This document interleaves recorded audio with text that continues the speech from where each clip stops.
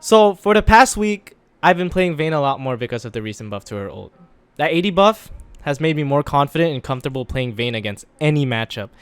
However, despite all that, I still feel like we can make her even stronger.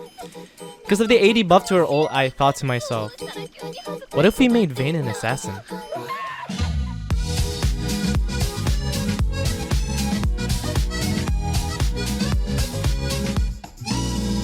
So okay, look, listen. Here's the plan. So I'm going Assassin Vayne. So the build, right?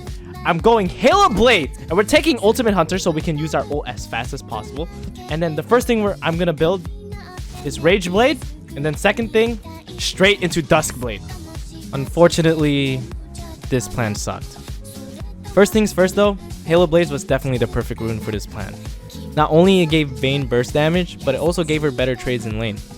Now the only thing that sucked with this initial plan was building Rage Blade first. I don't know why I thought that was a good idea. The extra attack speed was not needed, and it only put me further behind because it took too long to build. And needless to say, we lost this game and the plan needed a lot more thought into it. So right after the game, I went straight ahead and made a new item set. And since I wasn't exactly sure of what items would allow Vayne to one-shot, I decided to include a crit and lethality version to see which one is better. And I know what you're thinking. Sanguine Blade, really? Well, it's the only item I could think of to replace Bort. And trust me, it's not as bad as you think. So that brings us to the lethality version of the build, which in my opinion is the best at one-shotting. This build by far has the fastest one-shot potential out of the two, which I will be showing you by the end of this segment, so make sure you don't go anywhere. So at the beginning of this game, I got a kill and a decent amount of farm, therefore I was able to get Berserker's Greaves and Serrated Dirk on my first back. Now usually, you won't have this much gold, so if you do try this build, I really recommend going Berserker's Greaves as your first item to compensate for the lack of base attack speed. Now these are the early items you should go, because out of the 5 I listed, these 2 deal the most amount of damage during the laning phase. And once I got Sanguine Blade, we bush cheesed the Lucian and killed him surprisingly quick, considering I only had 1 item. Fast forward a bit later, Lucian came gunning down to lane, whilst his support cosplaying as Neil Armstrong ults me and hooks the wall. So in response as the assassin I am, I reminded Lucian that he was still an ADC. Now the Nautilus who was trying to kill me flashed and hooked something else other than me yet again. So I went ahead and ended his misery from the probable flame he was receiving from his team, thus giving me enough money to get Rage Blade. So as a thank you, I decided to bush cheese the Lucian yet again, only this time killing him a lot quicker. Oh my god! He disappeared! Okay. I'm pretty sure I could kill someone a lot faster than that. Maybe I just need more items. Oh my. And boy was I right. Adding Duskblade made it even quicker and making me sound even more obnoxious with each attempt to one-shot. Oh my god! A short while later of squealing like a little girl after each kill, I snowballed enough to buy myself a Trinity Force, which resulted in this. Oh my god! Yo, what the fuck? So clearly that resulted as a win, in which I went ahead to try the crit option.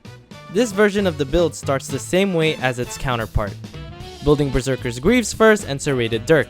So at the start of this game, I was able to spot the enemy support sneaking into our jungle. I went to check on why just to discover Quinn for me to kill. And once I killed Quinn, I went on after Karma, giving me a double kill. So since I was able to secure 2 easy kills at the beginning, I was able to buy my Static Shift. Now this wasn't a huge power spike, but I was still able to get kills, so it was good enough. After Static, it is very important to get Stormrazor right away.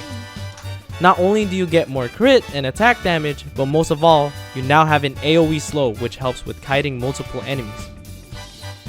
As you saw there, I procced Stormrazor on the last hit on Ziggs, which slowed the Quinn, forcing her to waste Flash, thus giving me enough time to secure another kill. Now here's another example of how useful Stormrazor can be. Twitch popped out of nowhere, so I popped him back into nowhere with my damage. The Renekton arrived to kill me and I accidentally vaulted forward.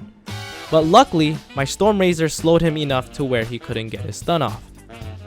Afterwards, I proceeded to commit mass genocide to their team to show my dominance as a true assassin would.